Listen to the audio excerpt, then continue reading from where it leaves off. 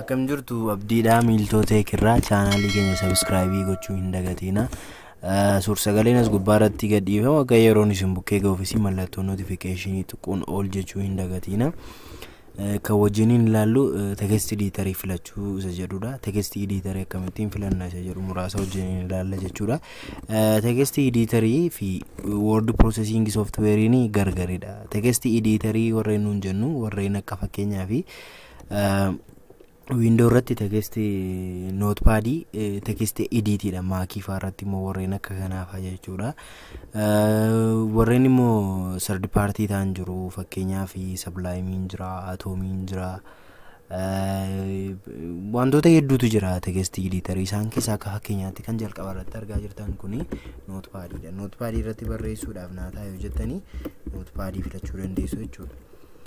Notepad immoo naan ta'u Sublime naaf wayyaa warri jettanis immoo Sublime maaliif akka filattanii isa isintu beekaa jechuudha. DBS immoo PyCharm irrattis warreen barreessuu dandeessanii barbaadanis gochuu dandeessu jechuudha. Kana malees wantoota filannoo hedduu qabna garuu kana hunduma isaa caalmaa kan nuuf filatamu maalidha jedhuufi akka ka'umsaa fi notepadidhaan otoo ta'e gaarummaa ni qabaata. Yeroo baay'ee notepad irratti barreessuun wanta sana akka yaadanneef nu godha jechuun kalarii tokko qofa sababii qabaatuuf jechuudha. Sublime irratti yeroo dhufnu immoo wantoonni kalarii garaagaraa qabu sababii ta'eef innis immoo caalmaatti filatamaadha.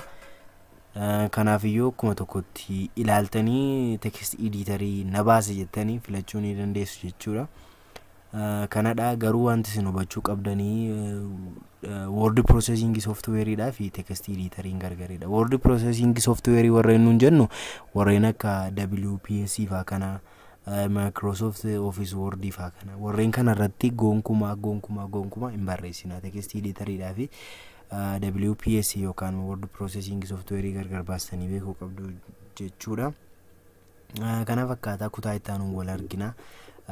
Chaanaalii keenya kana subscribe gochuu hin dagatina. Sabaa malee hawaasummaa keenya kanneen akka Facebook, Twitter, Telegram keenya join gochuun nu bukkee dhaabbadhaa. Isiniin jennaa galatooma.